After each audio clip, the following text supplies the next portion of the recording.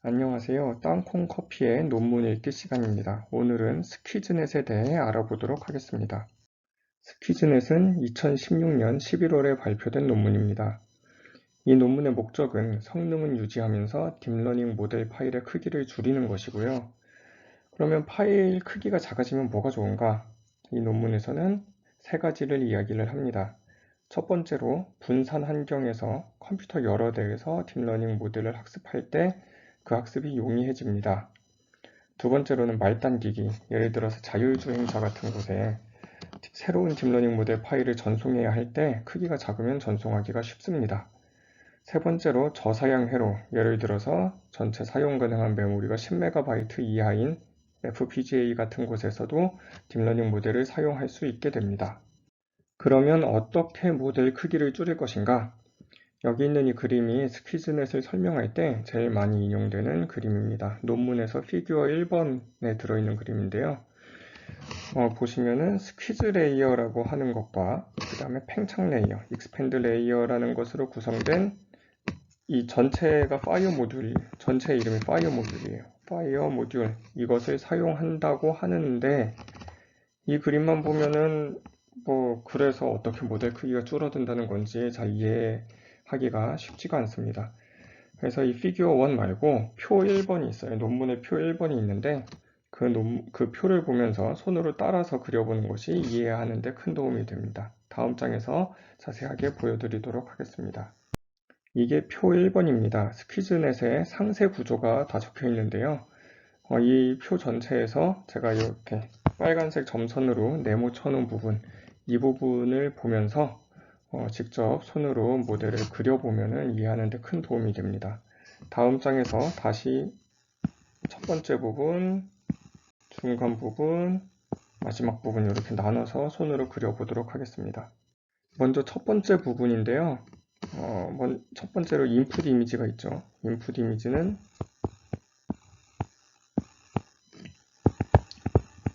가로 224픽셀, 세로 224픽셀에다가 RGB 채널이 3개 있어야 되니까 3, 그래서 224 곱하기 224 곱하기 3 채널이 됩니다. 그게 인풋 이미지였고요. 첫 번째. 그 다음에는 여기 있는 컨볼루션 레이어, 요거는 그냥 일반 딥러닝 모델에서 쓰는 것과 동일합니다.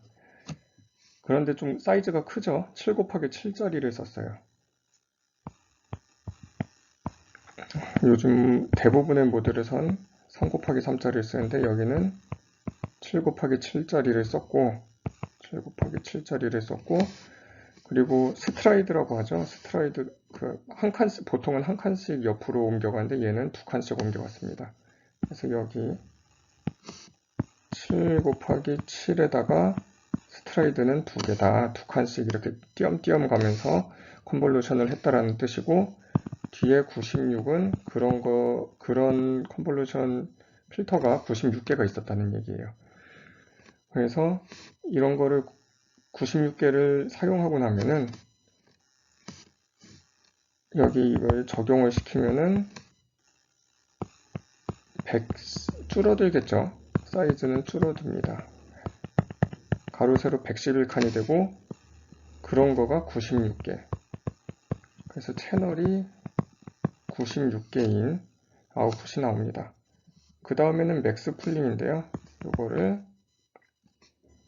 보통은 맥스 풀링도 최대값을 뽑아주는 것도 가로 세로 2칸짜리 사용하는데 이 논문에서는 가로 세로 3칸짜리를 사용을 했어요.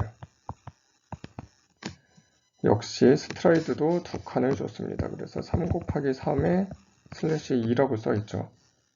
이거를 통과하고 나면은 얘는 채널 수는 그대로일 테지만 최대값을 뽑아내니까 이 가로 세로 크기는 줄게 됩니다. 그래서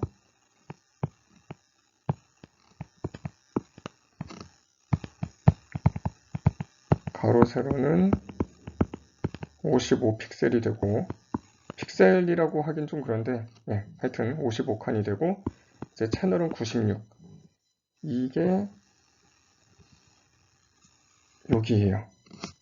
그러면 이게 앞부분이 끝난 거고 이 앞부분이 드디어 스퀴즈넷에서 핵심 부분인 파이어 모듈로 들어가게 됩니다. 네, 그러면은 파이어 모듈이 받게 되는 입력값은 채널은 96개고 가로 세로가 55였죠. 그럼 파이어 모듈이라는 거는 첫 번째로는 희한한 게 있는데 1 곱하기 1짜리 컨볼루션 필터를 씁니다. 그럼 이게 뭐냐? 보통은 3 곱하기 3 아니면 뭐 5 곱하기 5 이런 걸 쓰는데 왜 1 곱하기 1을 쓰냐 하면은 자, 만약에 3 곱하기 3짜리를 쓰면은 간단히 생각해서 여기 파라미터 각각의 값에 각각에 대한 파라미터가 필요하니까 파라미터가 9개가 필요하겠죠. 그런데 1 곱하기 1짜리를 쓰면은 그런 파라미터가 1개만 필요하니까 파라미터 개수가 9분의 1로 주는 거예요. 이런 식으로 스퀴즈넷이 딥러닝 모델 용량을 줄입니다. 자, 그래서 이거는 이제 뭐 이런 컨셉이다. 이렇게 표시를 해놓고 자, 여기 S1 곱하기 1 요게 한 칸짜리 컨볼루션 필터예요. 그러면은 그런 걸 16개를 썼다는 겁니다.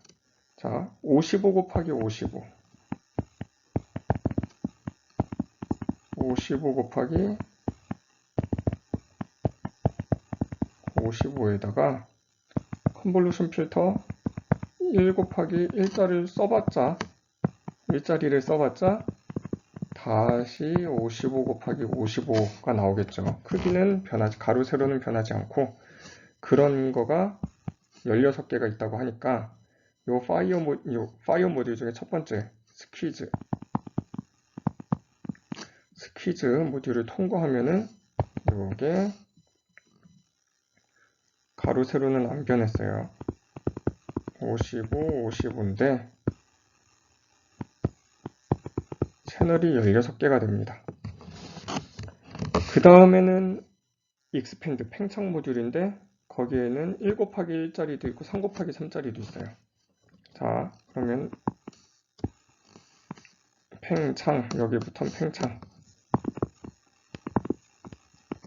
1 곱하기 1짜리는 똑같겠죠. 1 곱하기 1짜리는 똑같은 일인데 그런 거가 64개가 있으니까 우와, 이렇게 채널은 64가 되고 가로 세로는 55가 됩니다. 1 곱하기 1. 그러면 3 곱하기 3은 어떻게 되냐? 3 곱하기 3은 이 테두리가 깎여 나가잖아요. 그래서 테두리를 일단은 좀 더 떼줘요. 이렇게. 그래서 57짜리를 일단 만들어 놓고 여긴 그냥 0으로 그냥 채워주면 돼. 제로 패딩이라고 그러죠. 그런 거가 역시 64개가 있으니까 해주면은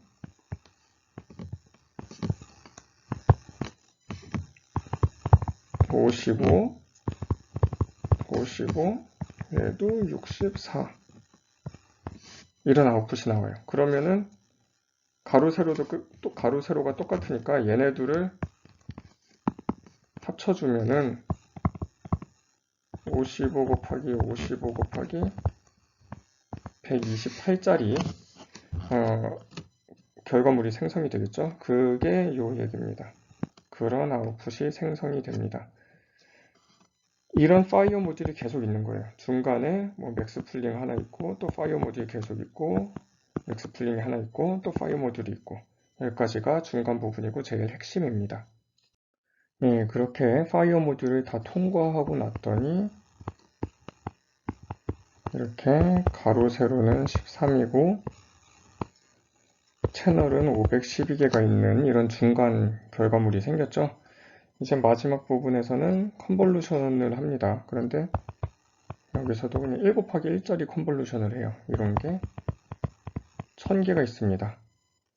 왜 1000개냐 하면은 이미지넷이라고 사진을 주고서 그 사진에 있는 물체가 무엇이냐 이런 걸 맞추는 경진대회가 있는데 거기서 경진대회에 사용되는 데이터의 항목이 1000개예요. 그래서 이 이미지넷을 대상으로 만든 모델이기 때문에 그 그 마지막 부분에 이게 1000개가 됩니다. 1 곱하기 1짜리 컨볼루션이니까 크기가 가로 세로가 13, 13인 건 변하지 않을 거고,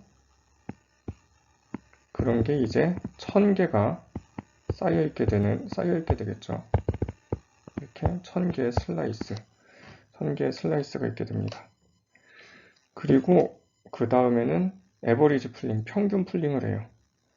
근데 13 곱하기 13짜리 필터가 아니죠. 13 곱하기 13에 대해서 평균을 구하니까 요 슬라이스, 요 채널 하나당 값이 하나가 나오게 됩니다. 그런 게 1000개 있으니까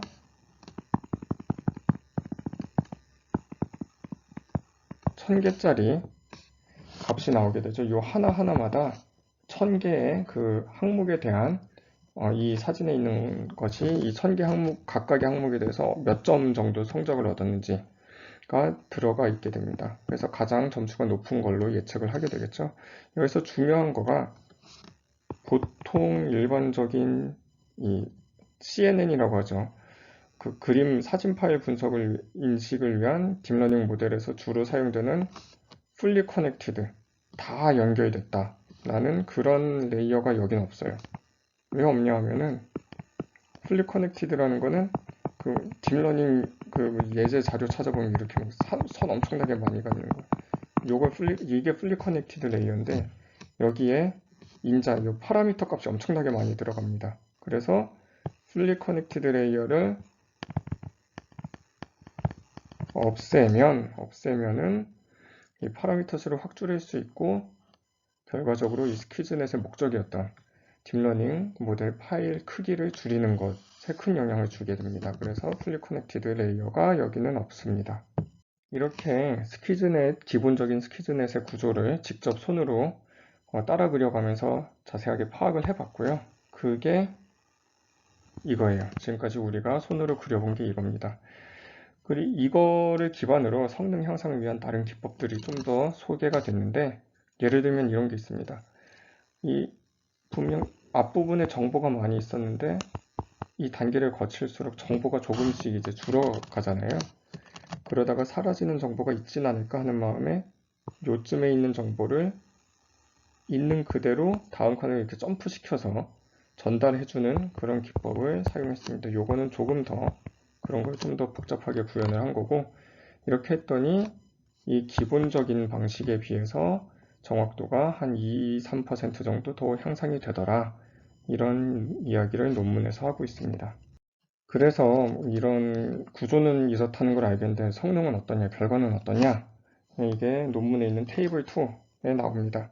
알렉스넷이라고 딥러닝 쪽에서 유명한 모델이죠. 이 모델하고 비교를 했는데 알렉스넷과 비교했을 때 알렉스넷은 모델 파일이 240메가였다.